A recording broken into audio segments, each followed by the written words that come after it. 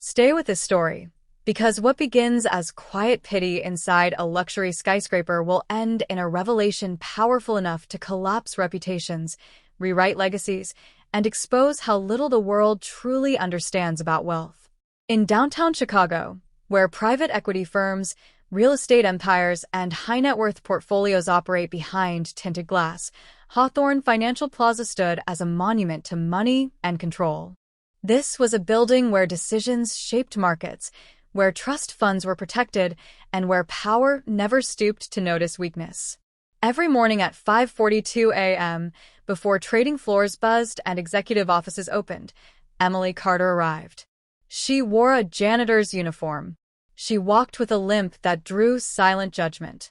To most people, she was simply the crippled cleaner, a reminder of fragility in a world obsessed with dominance and success.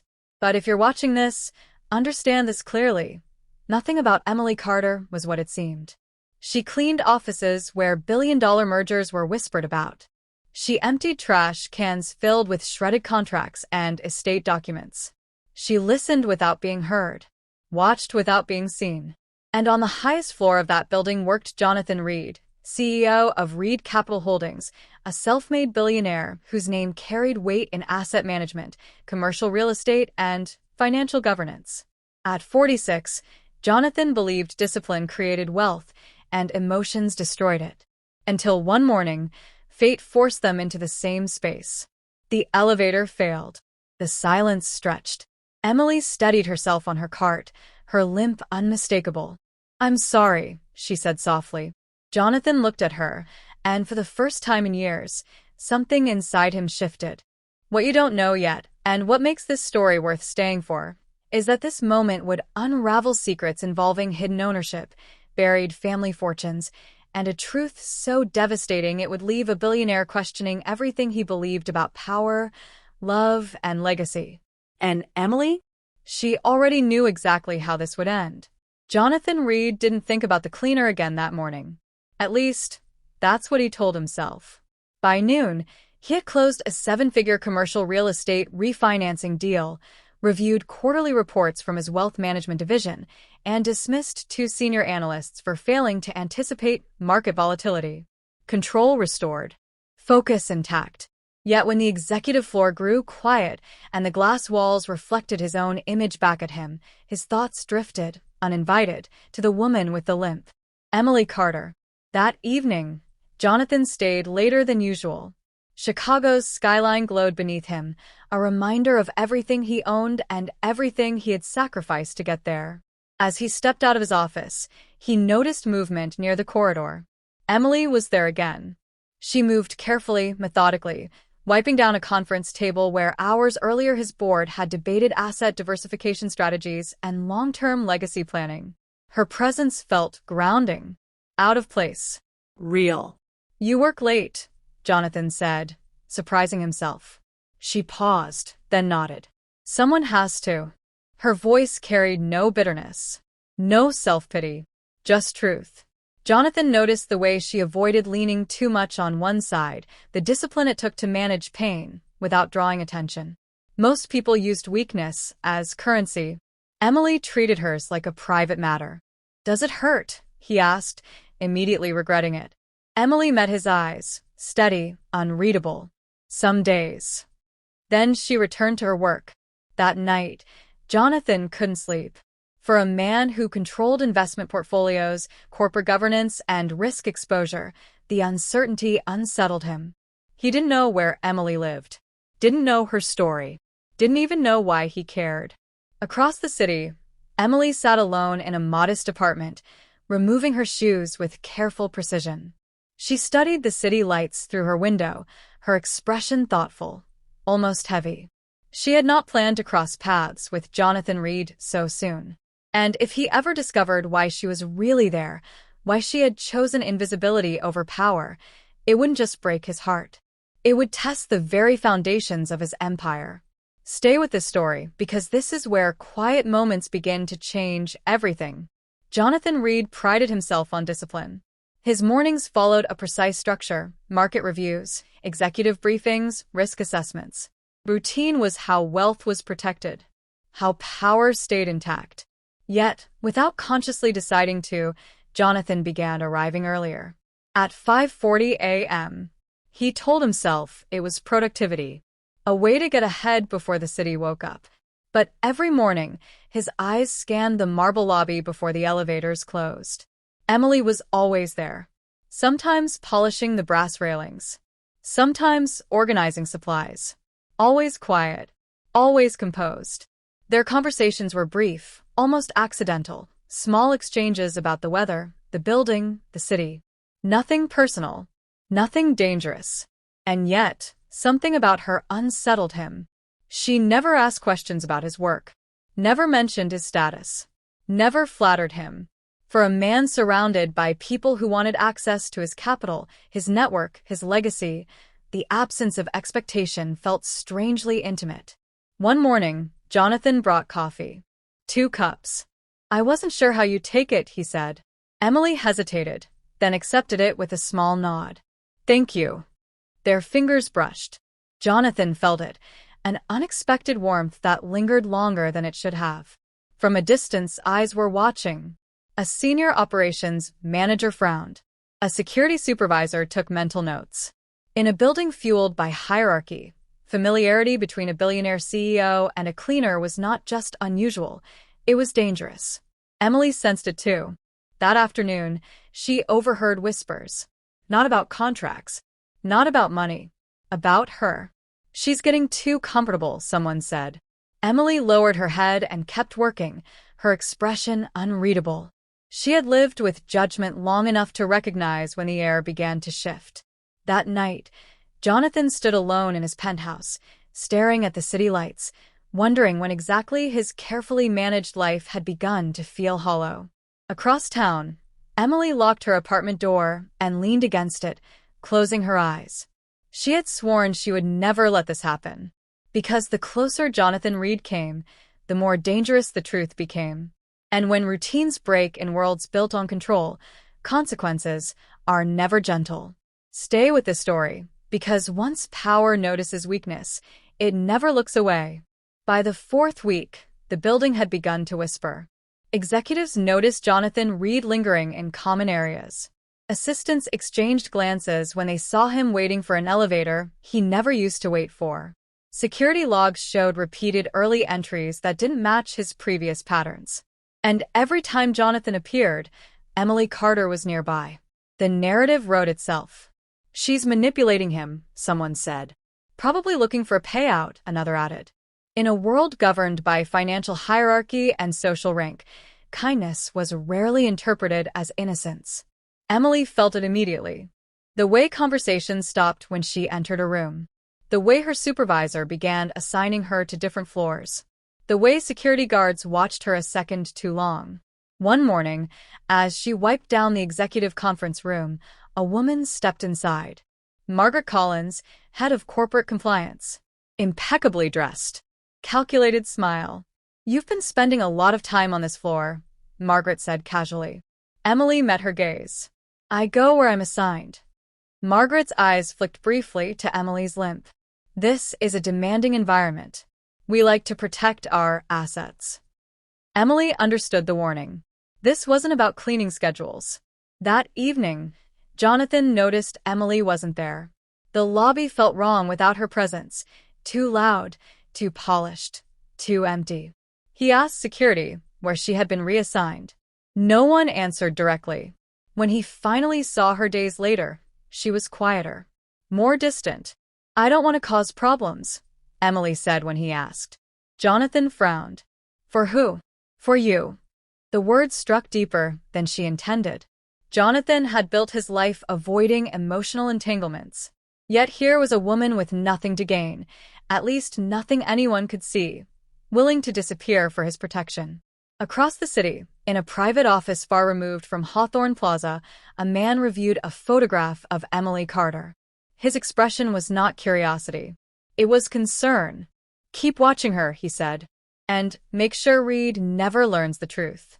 Because once the world starts paying attention, secrets don't stay buried for long. Stay with this story, because this is where affection begins to cost something." Jonathan Reed had negotiated hostile takeovers without flinching. He had stared down regulators, competitors, and market crashes with the same calm precision. But the distance growing between him and Emily Carter unsettled him more than any financial risk ever had. She began avoiding him. Not abruptly, not obviously, just enough to be felt. She finished her work faster, took alternate corridors, lowered her eyes when they crossed paths. The warmth that once lived in their brief conversations faded into careful politeness. Jonathan noticed everything. One morning, he finally stopped her near the lobby. "Did I do something wrong?" he asked quietly. Emily hesitated. For a moment, it looked like she might say something honest, something dangerous. Instead, she shook her head. "This world isn't kind to people like me," she said. "And it's even less kind to people who stand too close to power." Jonathan frowned. "You think I care what they say?" Emily looked at him, then really looked at him. "That's because you've never had to." The words landed heavier than any accusation. That night, Jonathan canceled a private dinner with a hedge fund partner and sat alone in his penthouse, replaying her voice in his head. He had spent his life building financial security, legacy structures, and long-term wealth strategies, yet none of it had prepared him for emotional restraint. Across town, Emily met a man in a quiet cafe. Thomas Walker. Gray-haired. Expensive watch. Careful eyes. "You're getting too close," he said without preamble. Emily nodded. "I know." "If Reed discovers even a fraction of what's hidden," Thomas continued, "it won't just change his life. It will trigger consequences you cannot control." Emily's hand tightened around her coffee cup. "I won't let that happen." Thomas studied her for a long moment. "Feelings make people careless." Emily looked away. And somewhere deep down, she feared that for the first time in years he might be right. Stay with this story, because this is where the cost of trust becomes dangerously clear. Jonathan Reed began asking questions. Not the kind that showed up in emails or board meetings, but the quiet ones. Background checks disguised as routine security audits. Schedule reviews. Access logs. Nothing illegal. Nothing obvious. But deliberate. His chief of staff, Daniel Morris, noticed immediately.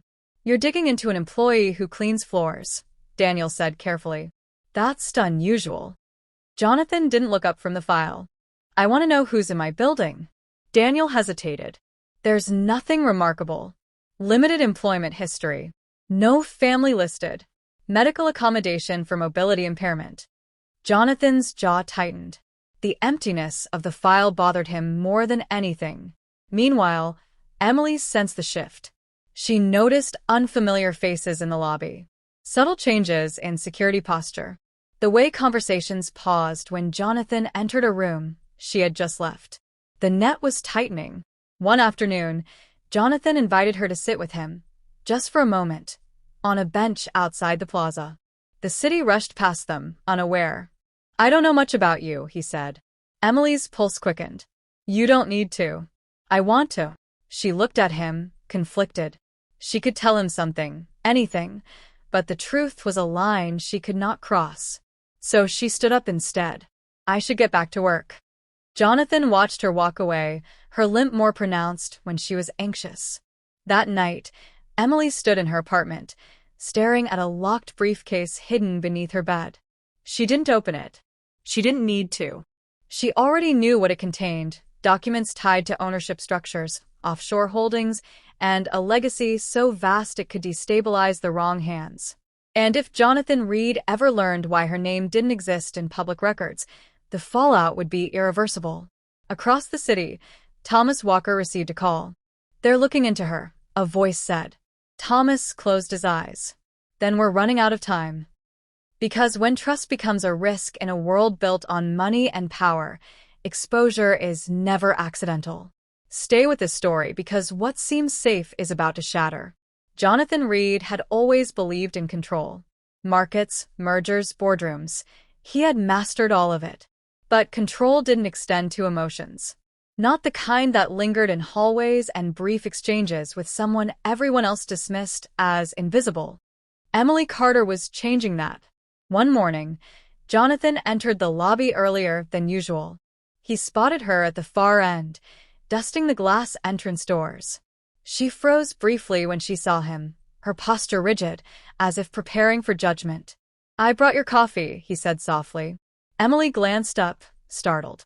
"You didn't have to." "I wanted to," Jonathan replied, moving closer. Their hands brushed as he handed her the cup. A small, almost accidental touch, yet it sparked an intensity neither could ignore. Jonathan's chest tightened. He had no idea why he cared so much, but he did. From a nearby floor, Daniel Morris noticed the interaction and frowned. "This isn't professional," he muttered under his breath.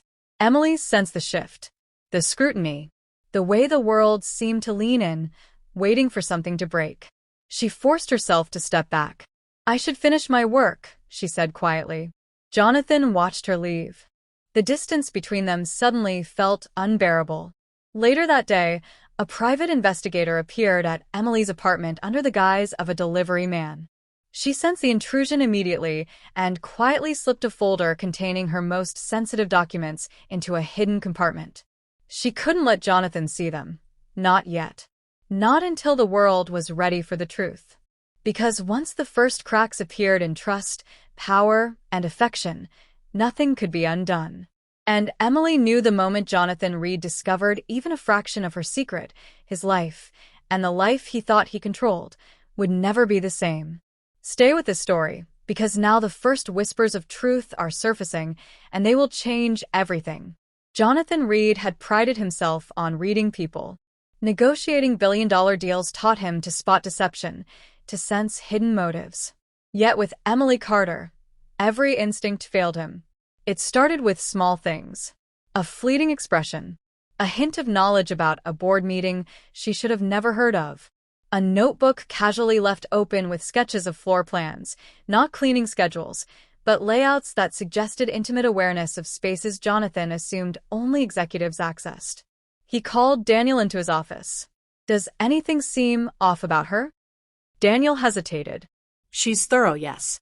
Observant, but nothing extraordinary. Jonathan shook his head. "No, it's more than that. There's knowledge here that shouldn't exist. I can feel it." Meanwhile, Emily walked the corridors with calculated caution. Her limp slowed her, yes, but it also made her less conspicuous, a shadow moving among the towers of wealth and influence. She carried herself with the quiet grace of someone who had learned early that visibility could be fatal. Later that day, Jonathan noticed a folder slightly protruding from her cleaning cart. His curiosity ignited. Without touching it, he read a name scrawled faintly on the edge. Carter Holdings. He froze. The name meant nothing to him publicly. Yet something in his mind clicked. Familiar, distant, like a half-forgotten memory. Emily, elsewhere in the building, felt the moment too. She had known curiosity would lead him here, and she had already prepared. But she could not stop the growing tension. Because when a billionaire begins noticing the invisible, when curiosity meets secret legacy, the collision is inevitable. And neither Jonathan nor Emily fully understood the consequences of that collision, yet. The world was about to shift, silently, dangerously, and irrevocably. Stay with this story, because now the walls around Emily's secret are cracking, and everything Jonathan believes about power, trust, and love will be challenged. Jonathan Reed's obsession grew. Not dangerous yet, but undeniable. Every hallway she passed, every brief nod, every subtle glance lingered in his mind. A man accustomed to controlling markets, acquisitions, and empires felt powerless to control this. Emily noticed it too. The way he lingered, watched, worried, not as a CEO watching a subordinate, but as a man drawn into something he could not understand. Her heart pounded when he approached unexpectedly in the lobby. "I need your help," he said.